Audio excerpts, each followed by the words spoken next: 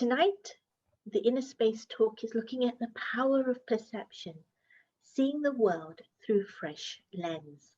And we've invited Peter to join us from Australia. And so it's early morning for him. I think it's about 5:30 in the morning for him, as it is 6:30 here in the evening for us. Peter used to live in the Blue Mountains, and that's how we advertised him. But just recently, I discovered he recently moved to our retreat center in Wilton. And I believe that's horse country, if I remember correctly. When I visited, I was told it was horse country. It is a beautiful retreat center. They have crops. They grow their own crops, kitchen gardens. They have an orchard. They have a dam that's like a lake and it's filled with lilies. It's very, very beautiful. And the buildings are made so that you can look out and you're part of the outside as well as on the inside. And open plan, so really very beautiful. So if you are in Australia, go and visit. I would strongly recommend it. If you aren't, but that's on your bucket list to visit Australia, please do. You will love the retreat centres in Australia. And the nice thing about Wilton is that it doesn't hold hundreds of people at a time. It holds a smaller group, but more intimate. And so you get a chance to really get to go through your own personal journey, but also connect with the residents there informally and be able to learn and bounce off them. And they all have a depth of wisdom that you can harness. So definitely a place to visit in my books. So Peter is a photographer, as you can hear. He's still out there doing new things, experiencing new things. He's used landscape, street scenes, and still life with the additional elemental approach that invites the viewers to look beyond the surface of what they're seeing. So it's a real invitation to gain a new perspective and experience. When we were talking earlier in the week, Peter and I, he was telling me about his recent project, which is taking photographs of meditators in their everyday activities. And he sent me over a couple of them. And I have to say they are breathtaking. And one of the things that we will be bothering Peter in a few months about is seeing if we can get that, when it's completed, get that exhibition over at Inner Space in London. He doesn't know, I'm just dropping this on him right now, but I think it's something that would really go down well here in central London. So Peter, what are we asking him to talk about? Well, what is perception? Do you see the zebra with blacks as black with white stripes or white with black stripes? What are the lenses we see the world through? Does it make a difference? And if it does, how do we harness the power of perception? Is there a way of cleaning our inner lens? Is there such a thing? And if so, how does one clean it? And we know that our reality is made by how we see the world, because how we see something is how we experience it, and that becomes our reality.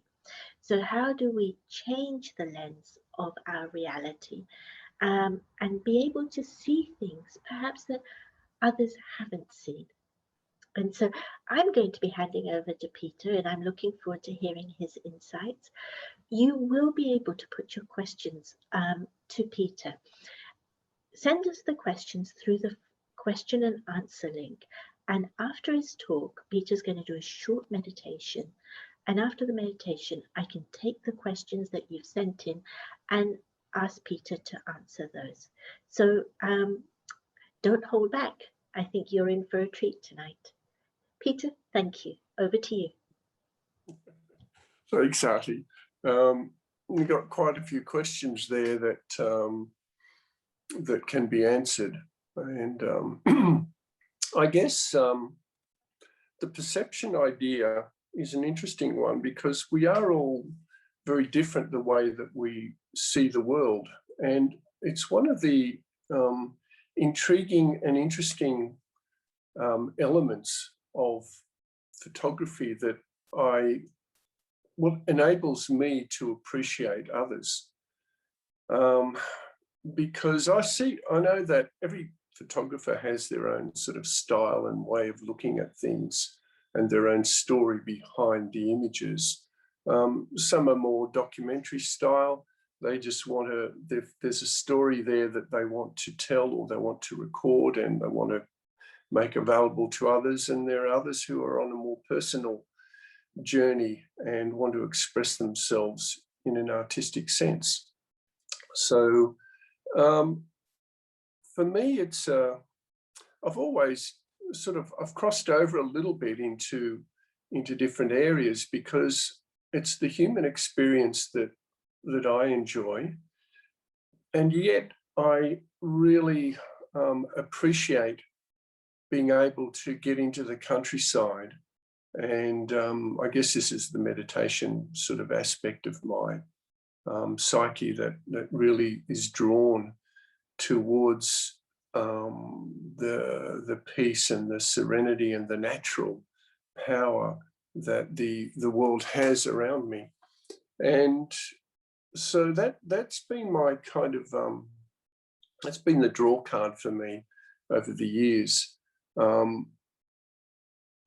it's the kind of thing that, well, being a photographer, photography, like for me, I should be able to cross over into different areas of interest in life and apply the skills of photography into that area. And different things are required, of course. Different skills if you're doing, for example, corporate work, and you're going into nature, well, you're looking for different things, and the concentration is developed and focused in different ways. And I mean, that happens to us in life in all different directions. We have to juggle a lot of things these days and develop a lot of personal skills with people and be able to adapt to situations. But as far as photography goes for me and looking at the world, the more recent sort of project that I've been working on is one where the photographs that I've already taken, and there's been thousands of those, of course, I enjoyed doing and taking those photos. There's no doubt about that. The actual process of capturing an image, of getting back and looking at them and processing them. Often, I spent long hours at night where I should be sleeping, probably, with the excitement of getting back and looking at what I'd captured that day. That's pretty exciting. I made a trip to Tasmania and I lived there for about 7 months in 2014. So I traveled around the countryside, coastal areas, inland as well, and got a lot of good images there, which I was very happy with. But something else developed in me, and that was a desire to combine. The thought came just to combine some of these images together to make something else, to create a sort of a conglomeration of all these images that still had a visual appeal and had significance for me. And that was an interesting process to embark on. And a lot of things came out of it in terms of, how I look at things and how I look at images and how I look at my own work. I guess the significant thing was, and to talk about the process a little bit, I started to layer these images together as kind of multiple exposures, but not just 2 images, but sometimes 3, 4, 10, and even more sometimes. And what happens in that process of combining the images is that some other extra dimension is created not exactly 3D, but in the sense that something then becomes hidden. And why this was significant to me, I guess, because psychology interests me, even in the meditation practice. It's, for me, I like to know how my psyche works and how the thoughts are layered and how I can gain insights into what I actually see. And the question arose is, what am I seeing in this image? And because there were so many layers, one on top of the other, that it really took some time to get to the point. Well, first of all, it has to be attractive. I think art needs to have that drawing power where, first of all, your senses see something visually and it speaks to you in a certain way. But then we look for deeper meaning in something. And I think if you look at a photograph, and sorry, I've just got to put this up here. Look at a photograph and you don't look at it again, well, clearly there's not much there for you. But where you're drawn over and over again to a particular image, and then you try and work out what it is about this thing that's capturing my imagination. Why am I drawn towards this? And what can I see in it? And what do others see in it? And so what becomes obvious as a sort of example in your life is that what you see, especially at the first, in the first moment, what you see is not necessarily the reality of something. It's a perception that you have, but there's more to see, generally speaking, especially in this type of work, that the longer you look at it, the more you can see things. And you understand as other people look at them, that they see something quite different. And I've always found that an interesting process, especially in the early times when, you know, you get a little bit, I guess, excited by the technology, especially when digital things came in. One of the things that never ceases to amaze me is that back in the days of film photography, you know, to spend $600 on a camera was like, well, I've got to really want to do photography to spend this amount of money. But nowadays, I mean, you know, your average phone costs more than that, and the camera in the phone. So, and people are quite happy. I was amazed that they would spend, you know, $2,000-3,000 on camera gear that they never would have otherwise spent in the earlier days of film photography. Who's going to spend $3,000 on a camera? And so it's interesting how this whole area of photography has really drawn people towards itself, recording the scenes in your life as best as you can. And so that to me is another sort of I guess example of what real life is that we want to draw out of it with as much clarity and as much insight as we possibly can. But of course, one thing you learn when you've been doing photography for a while is that a good photograph is not really dependent on your gear. And there are many good examples of photography in the past where the equipment that caught the image wasn't particularly good, but it was the significance of what was seen that was more important. And in photography, it's a difficult thing to teach people that it's really in your vision that the significance of a scene becomes apparent. And what you're seeing, and the first question to ask yourself when you go out and do photography is, what's my subject here? What image am I taking? The technology, of course, can do it. It's up to any task just about. But I think it was Ansel Adams who said that there's nothing worse than a sharp photograph of a fuzzy idea. And it's like, and it becomes like confusing. You think, well, yes, this looks good, but where's the subject matter in it? And we always sort of psychologically, we're looking for substance as well in our life, because we've got a lot of things around us, but you know, what's the thing of significance? And so it's this process, psychological process that we go through to try and imagine, because imagination is also part of the photographic journey, where we imagine something and then we try and, you know, create something physically that will match that level of wonder that we have in our minds.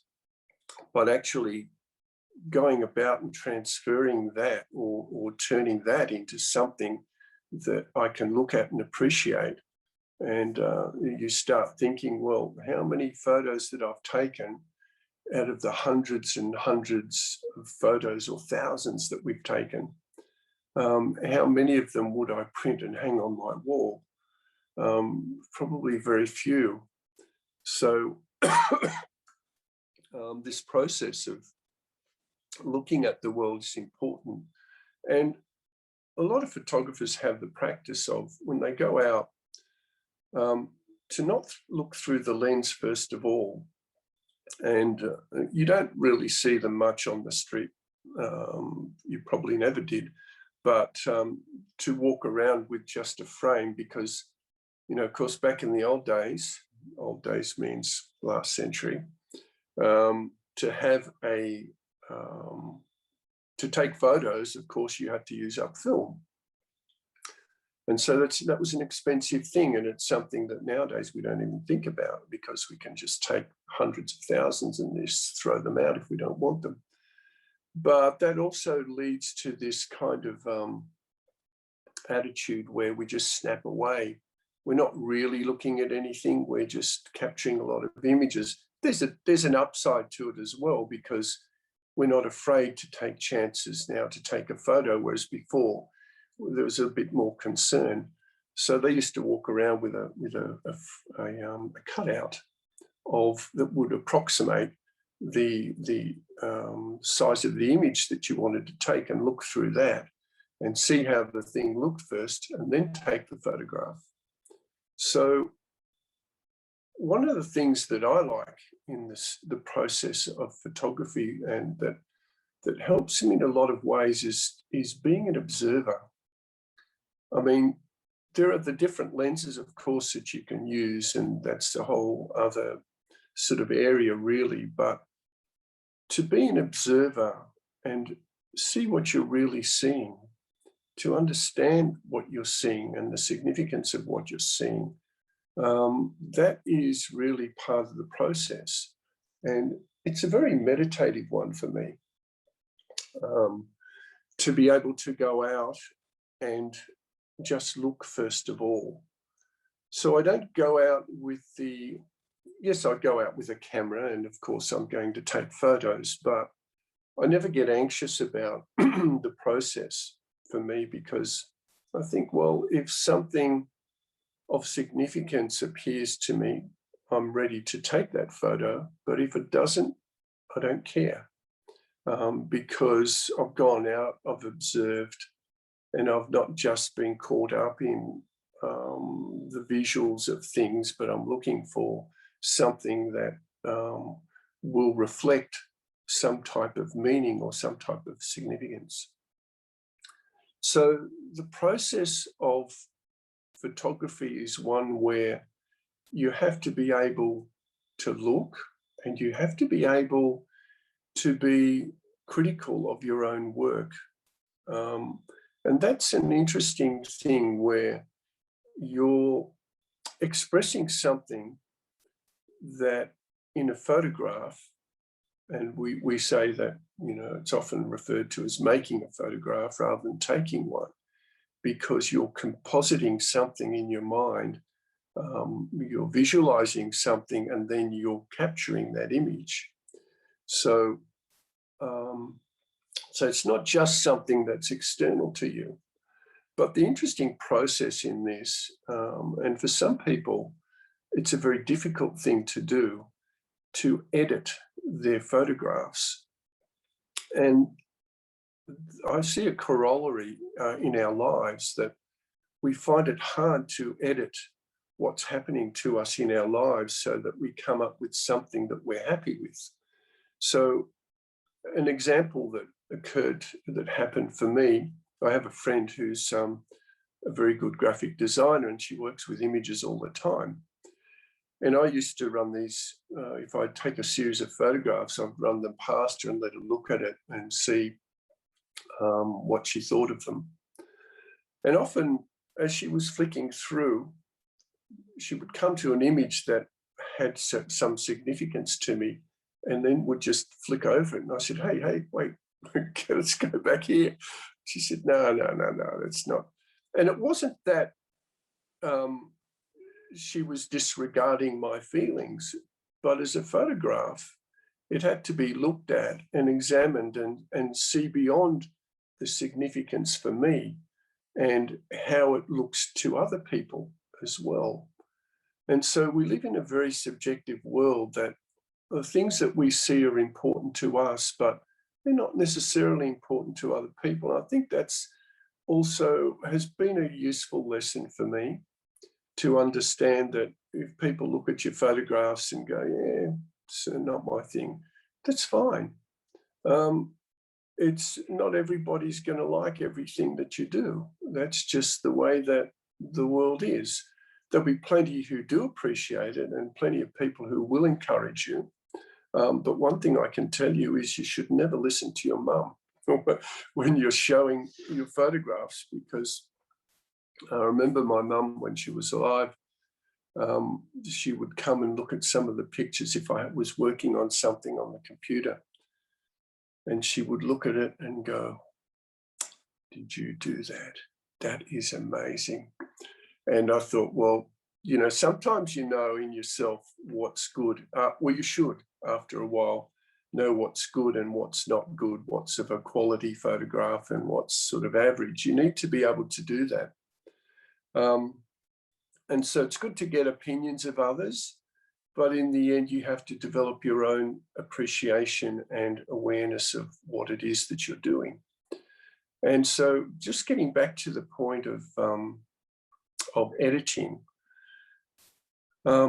editing a picture to me is like, well, you're taking a photo of something and then you have to look at it critically. And I think about this when I see something in my life and it has had an impact on me in some way. And so what I have to do is go through a process of seeing, well, is this real or not? And oftentimes when the scene comes in front of you, you quickly make a judgment about it and the significance of what it is that you're seeing. But it's happened many times that later on you find that what you see is not what actually occurred. In other words, there was a big interpretation involved in the seeing of the scene and in I guess, dissecting what it was that you saw. But our intellects are so busy dissecting everything, and of course, all the media that we're forced to absorb from our, what time do we start? How many of you, I wonder, wake up and the first thing you do is that you look at your phone? What news is there? Who sent me a message? And what's happening here? What's happening there? We kind of have this obsession with information and with what other people are doing. But to me, it's like, well, what am I doing?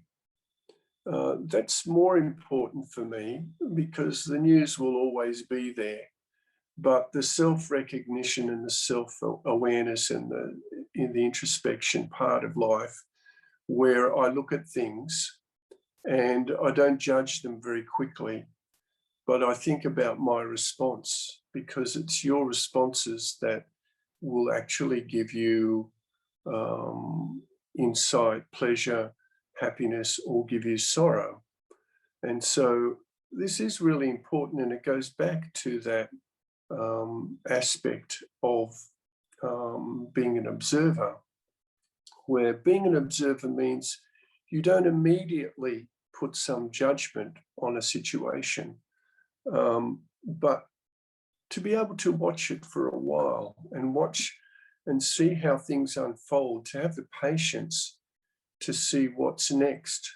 And it's like when you're looking at something, like looking at a photograph, you know, you have to wait and see what I have an initial response, and then something develops after a while, you know, even, and many photographers do this, and artists, in fact, that once they do their painting, they then might put it up on a wall somewhere or somewhere in front of them and just look at it over and over again over a period of time and see whether it really speaks to them, or whether it's something significant, or it's, you know, to really assess the value of it, I guess. And photography is the same. I have photographs up, and the ones that I really appreciate really sort of stand the test of time. I like them now, I like them then. You know, so and I have a friend who, when he goes out and takes photos, he said it might be a year before he actually goes back and processes that.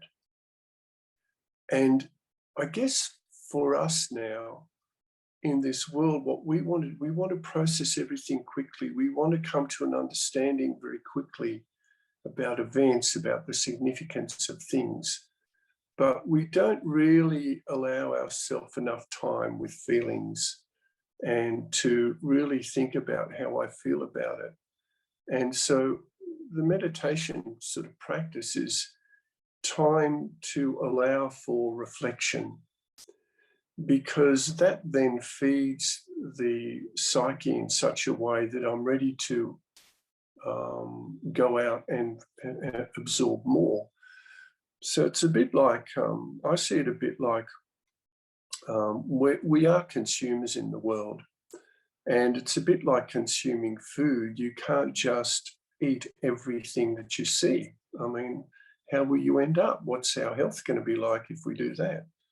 So we need to be able to process, make sure, first of all, that whatever it is that we're taking in is good food, good quality. And then that has to be processed, digested. The nutrition has to be taken out of it before we sort of think about eating again. So we're not driven by the tongue. And this is where photography becomes a little bit deeper too. I remember in my early days when I first started, I went to see, I took a series of photographs, and it was of dogs that come to a particular beach. In Sydney, we don't have lots of dog beaches, but there's a place that's kind of allowed to happen. They tolerate it, but they're not really supposed to be there. But there's a lot of interesting interactions, and lots of animals come there.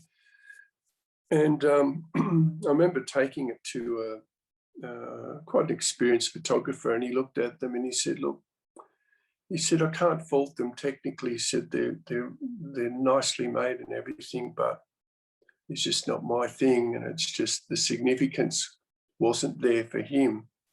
So I guess it's really the subject matter that that's important in the end. Where am I focusing my attention? What am I looking at? And why am I looking at it? That's the other thing. Why am I looking at this thing? You know, have you ever been driven along a highway and find, oh, traffic's come to a halt, and you drive along, and it might be, 20 minutes or more, you get to this and you realise that, oh, there's been an accident. It's on the side of the road. It's not actually holding up anything, but people have slowed down to look at this thing, just to, as we call them, goosenecking or rubbernecking, and just to see what's going on there. But for what reason? And so just because we've got eyes, we don't have to allow them to, it's up to us to have the inner insight to see where I'm putting my attention or what I'm looking at. To be able to see but not see is also important. And as a really significant element of photography, one thing I can say is that it's just as important when you're taking a photograph to what you leave out is equally as important as what you put in.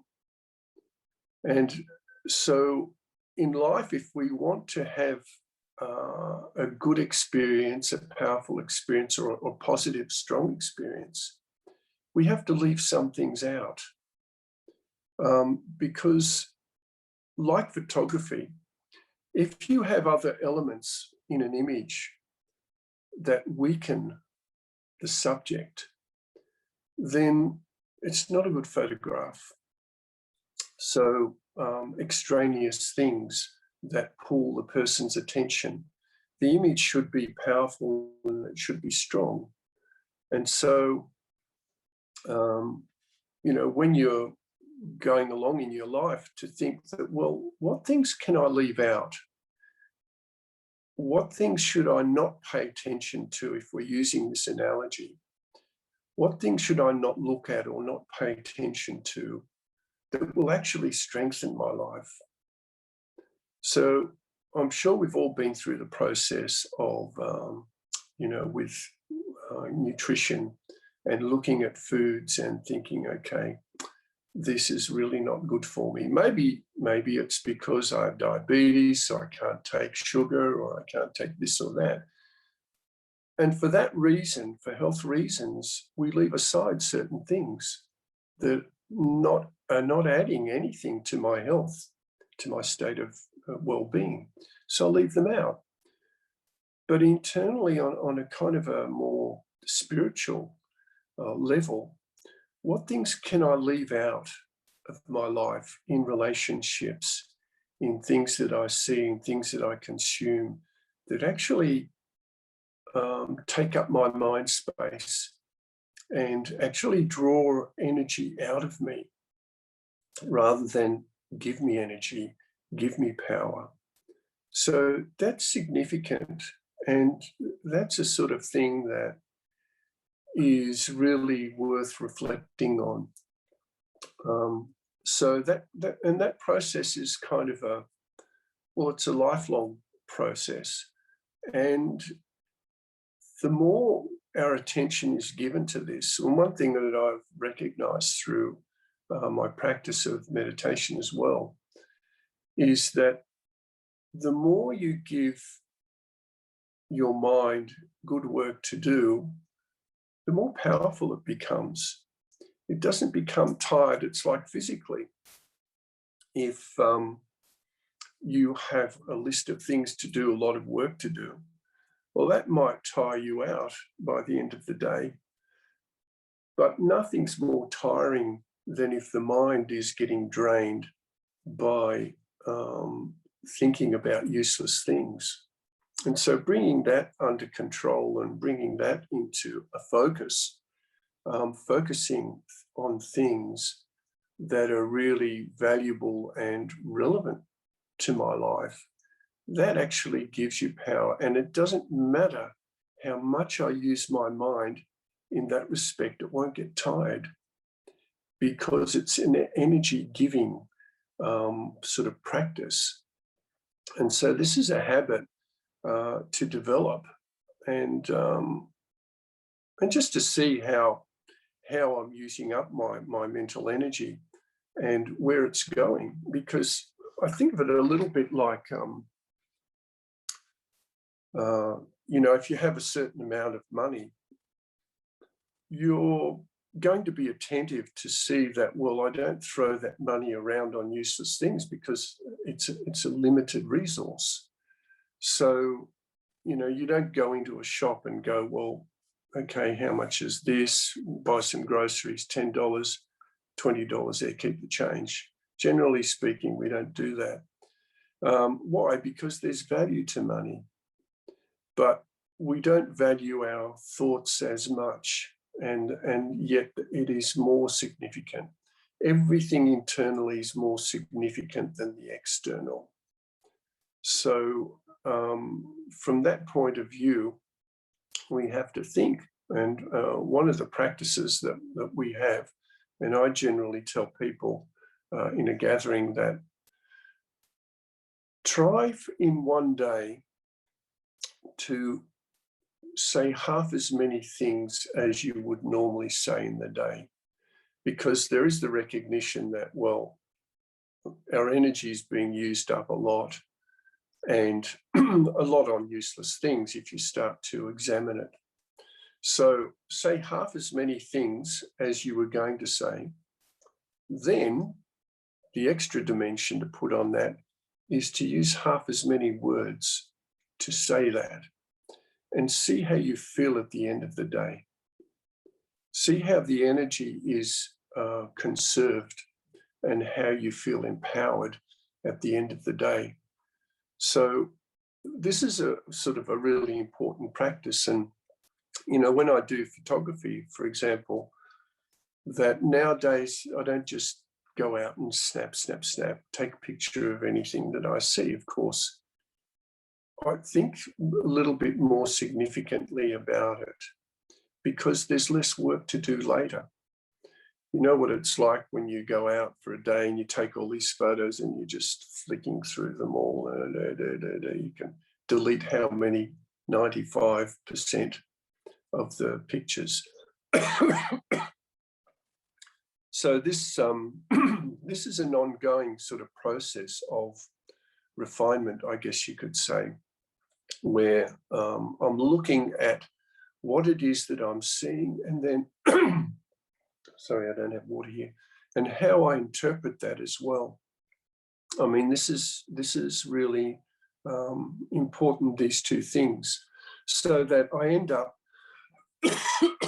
sorry, I end up at the end with something that I feel has a lot of significance to it, and something, an image in my mind that I can actually appreciate, and I can go back again and again. For me, there's nothing worse than feeling that, oh, I've wasted a day doing something that was not really valuable, that didn't bring me any benefit, or that I didn't feel energized, I didn't feel encouraged or enthused. What was the point of that? That to me is, that time wasted during the day is a sort of significant thing for me. So my reflections come on in this process too. Well, what am I absorbing? And then what am I processing? And then what's the result of that? And can I look at that at the end of the day and go, yeah, that's pretty good. I like what I've done. So your life is takes on a bit more significance than just going through the motions, passing through the day, having a lot of events, being busy. Being busy is something that we kind of all feel is a legitimate excuse for not doing much. So, for me, spending time in reflection is a really important thing. So I guess that's the kind of gist of what I wanted to say. I guess there's more expansion in all these topics, insofar as, we talk about photography and which lens to use and so on and so forth. And there's a lot of detail involved in that as well. But it's in the seeing, I think, that the significance is all captured. And as Artie mentioned in the beginning, how do we keep that lens clean? Actually, funnily enough, in the field of photography, I probably don't clean my lens very much, knowing that, well, for the most part, a little bit of dust is not going to be seen because the focus is more, if it's not a close focus thing, then that little bit of dust is not going to be reflected. But it's when we look close up at things that, those marks become obvious. I don't know if any of you have been using SLR cameras with detachable lenses, but in that process, what happens is the sensor is exposed to the outside environment, obviously, when you change a lens, and you do get these, what they call dust bunnies, little specks of dust that when you take a photo translate into these quite significant marks. And I remember, and I'm sorry, but it was a Canon camera that I was using, and I went out and I took a whole lot of pictures. I don't know if it was for work or just for doing my own photography, but when I got home, I realized that, it had every single image had this mark on it. And it was so frustrating to think that now I have to go through the process of all these images and take that mark off it after the event. So, preparation, I guess, there was a cleaning process that you could go through, but it wasn't always that successful.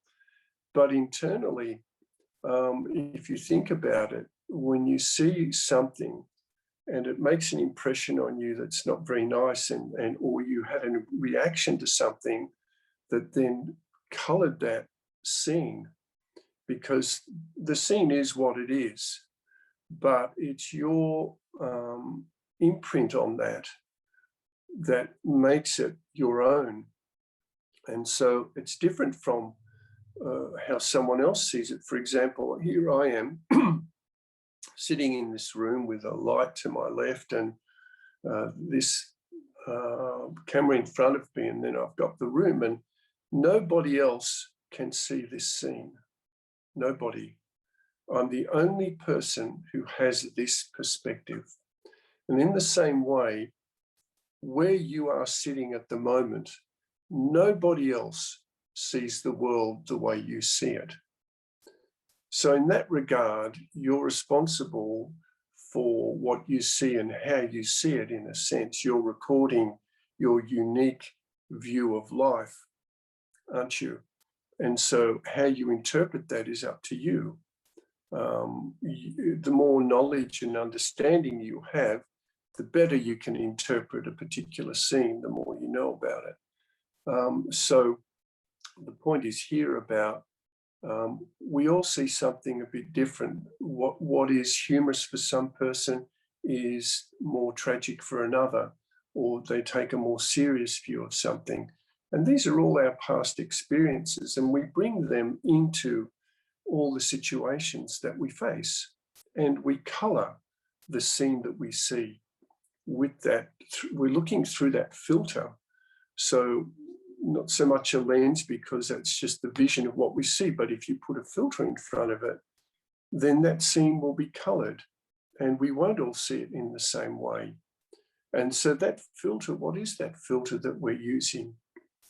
That's worth looking at any moment to, and I think this is a really critical thing for us to do. Maybe you take a day out of a week where you look at yourself only, because constant self-attention is something that you build up over a period of time.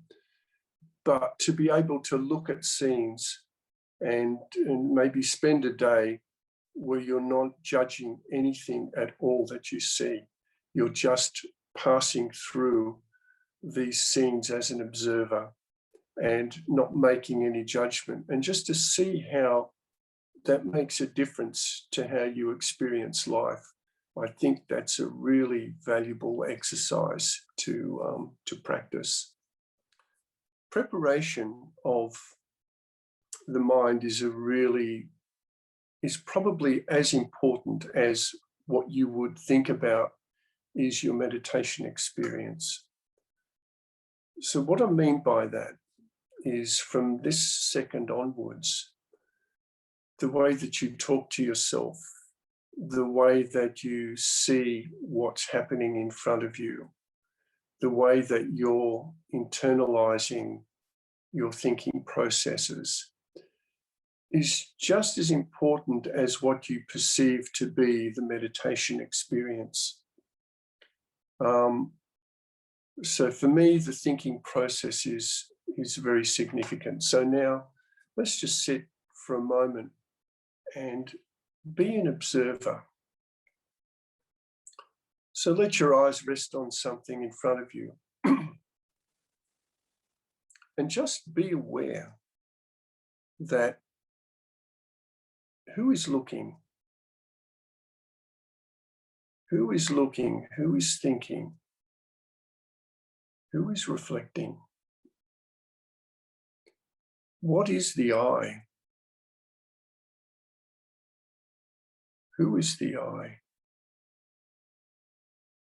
What am I like?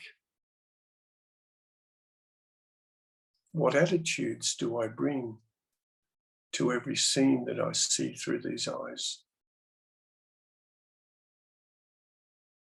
What feelings do I have?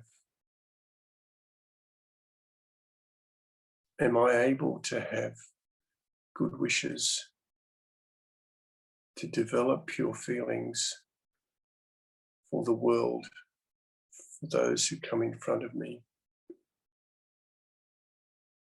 Because it's important how I feel and what feelings I take with me through the day, and what understanding I develop, what awareness I have. Is there anything I can let go of in the course of my day that will give me a better experience of life?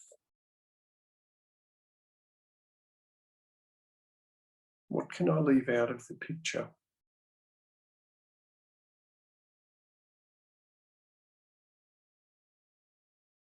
What are those elements of my life that weaken my experience,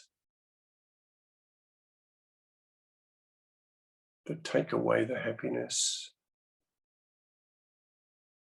that pull away the peace from my mind, that make me feel sad? What elements can I leave behind?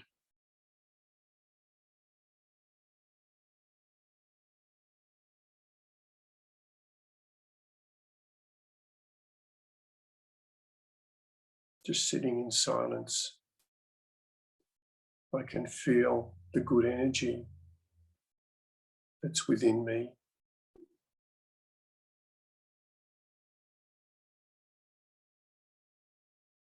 That can take the form of power, that can influence my thinking.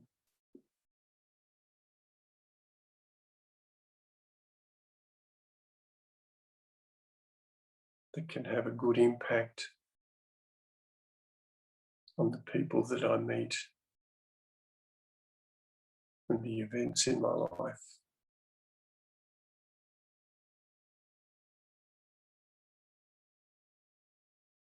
Let me focus more on this energy and allow less important things to fall away out of my vision. Let me create a focus on things that empower me.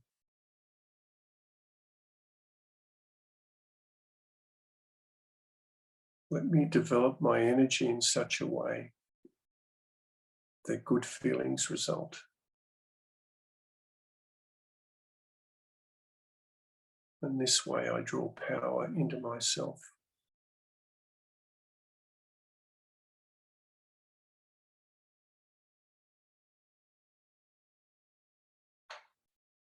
And every minute that I spend in this awareness adds value to my life.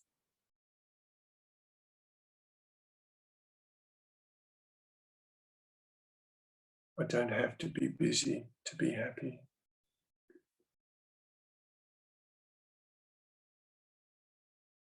I can just be.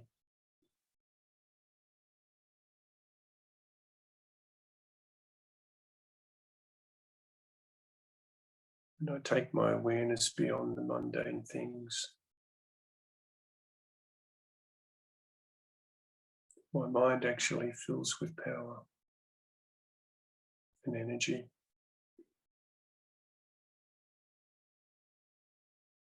And this is reflected in my world, in my relationships with people.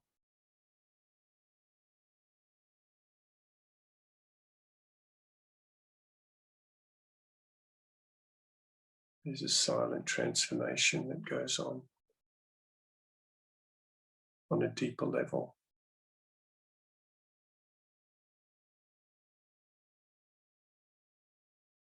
Let me capture some of this peace and store it.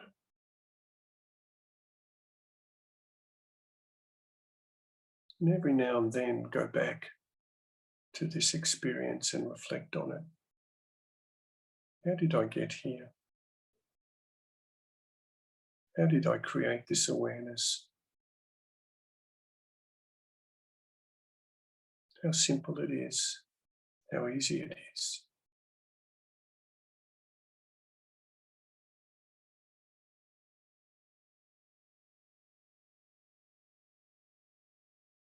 It's a powerful silence.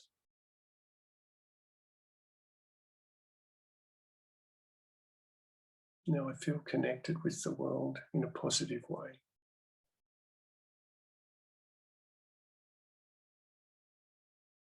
And I can feel this energy in my mind.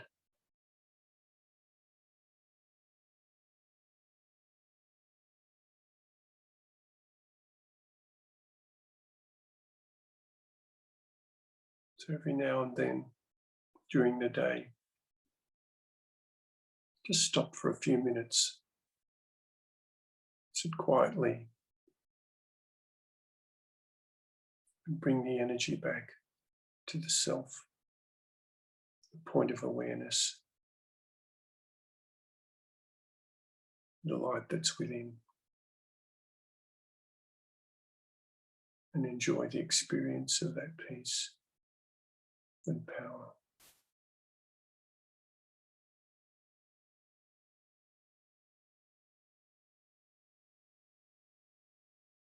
Om Shanti. Thank you. That was incredibly deep. Thank you very, very much. Welcome. Okay, a few questions have come through already, so let's start with them. The first one is, here's the question. I love the analogy of what makes a great picture, how I have to leave things out practically to things that give me energy and power. So my reality at the moment is I'm currently looking for a job, and that's incredibly time consuming and energy consuming. I can easily end up surfing the internet all day. It'd be great to feel energized by the end of the day doing the same task. Do you have any tips? Yeah. Well, I guess in this process, when you're moving along and your life seems to be moving along and time is passing, and you kind of want to make the best choice. And I think that's where some moments of silence where you're also getting a little bit of more of, I think in the process of meditation, you develop a little bit more of the intuition because you're connecting more with your inside again and again. It's like going back to asking yourself what it is that you really want. And I think in asking that question, you generate a certain type of energy, and you start to interact with the world in a more sort of personal way, or in a way that's more significant to you personally. So I think not just being frantic in that process, but trusting that the right thing will come to you. And all you need to do is to make sure your mindset is correct. Because if we're a little bit, say, feeling disturbed or stressful, we might make our decision-making processes affected by that. And so what happens is, it's like too much energy going out means that there's no strong focus. So I would say the first thing is to ask myself, what exactly do I want? Be as specific as you can to formulate those ideas within the self, and then see what it is that meets that criteria, rather than looking at the external and thinking, oh, maybe I can do that, maybe I can't, and getting caught up in the detail. To think about what it is that you want and have a powerful thought about it. Thank you, very practical. Here's the second question. You spoke about a silent awareness. So what is this silent awareness, and what are the steps to develop inner energy? Okay, so being introspective doesn't come naturally to everyone. And even amongst the people that I know, and the connections and friends and those who I come into contact with, there are many people who don't actually have good meditation experiences on a regular basis. And so you can see that part of the reason for that is that the attention is drawn outside again and again. The example I gave of, when you communicate with people, sometimes when we're in a good mood, we tend to not care too much where our attention's going, and it's like a party, and it's just, we become extroverted, and that energy is dissipated in a lot of ways. Whereas creating this silent awareness means I'm consciously going about the process of reducing my thinking in terms of how much I think and about how many things I think. And I think if you look at it, you look at your day, have a reflection on today. How many things happened today for you? How many things did you think about that you could very easily have not bothered with and wouldn't have made the slightest bit of difference to you? The funny example of all this is that often when you see comments, like you're looking on YouTube, you might be watching something and you'll see something there, and a person will comment, how did I end up here? So, and it's kind of like, well, this is very typical, and this is why I'm amused. I really like these sorts of comments, because you realize how quickly your attention is taken by something. And it's a game, and it's all it is. It's just a game. That's why you should never be frustrated in the meditation process, because it's just a game of having attention, losing it, getting attention again, losing it. But what happens is, as you progress, you lose your attention less and less. You're more mindful, because what happens is you start to build on that silence and the experience.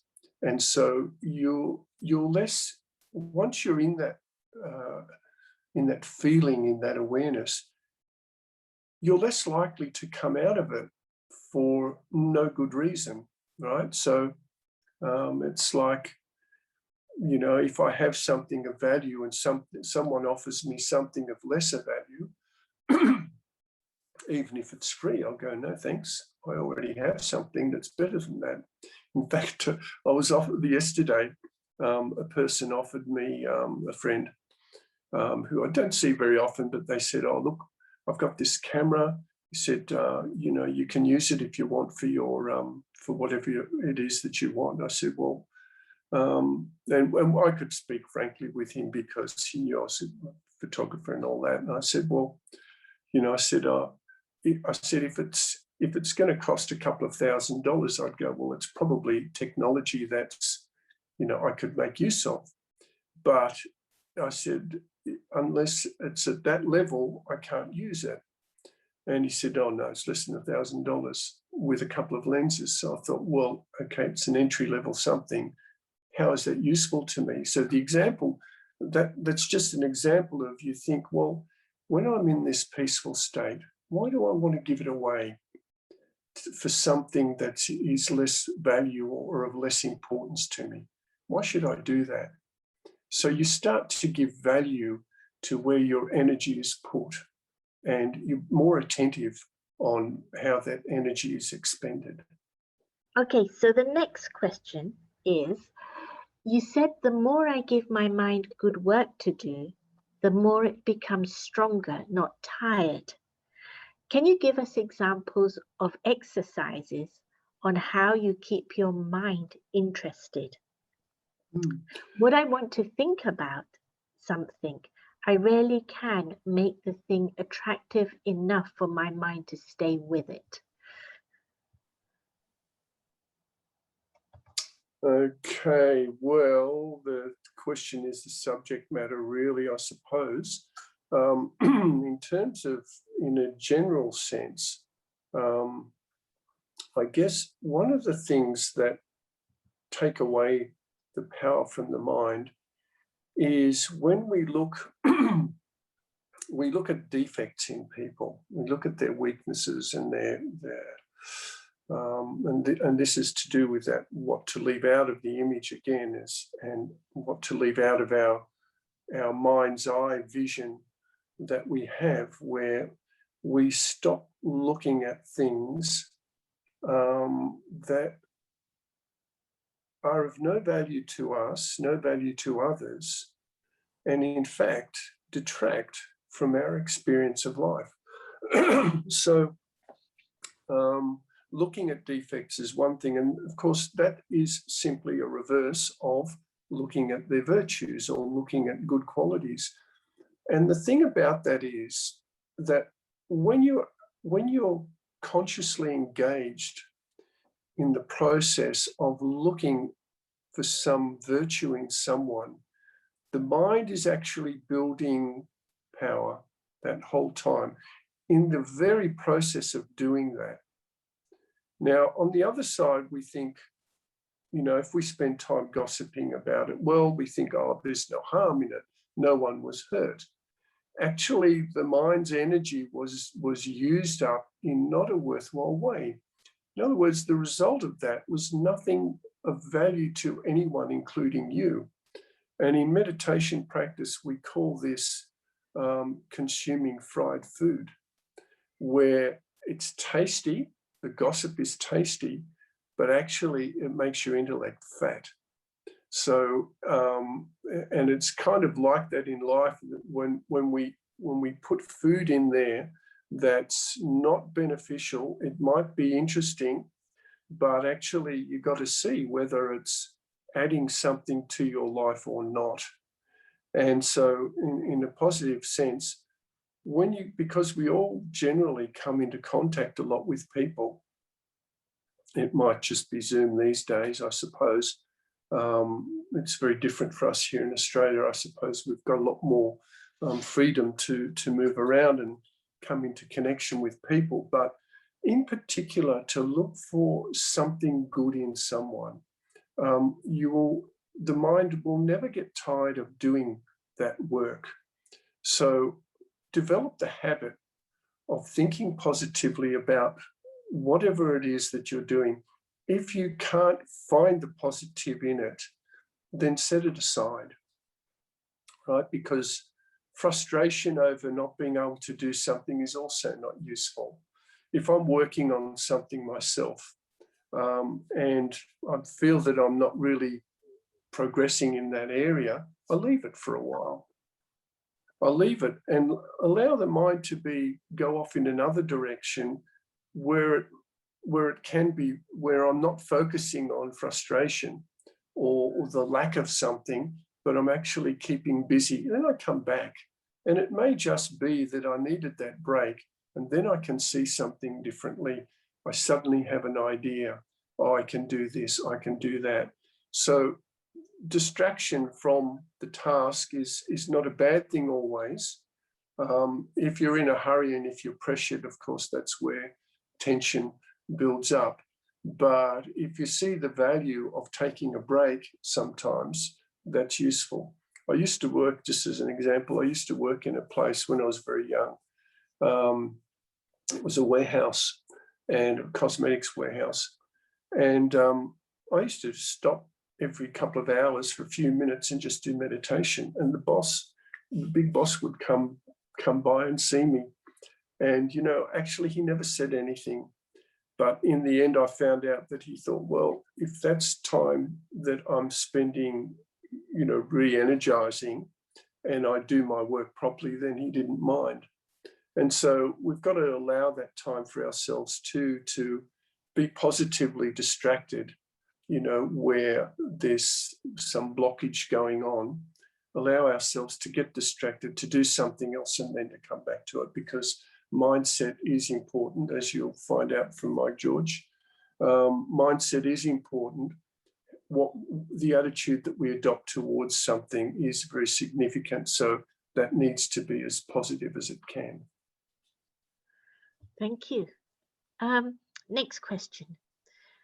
What is your experience of practicing being an observer to yourself for the day, and what changes for you as a consequence?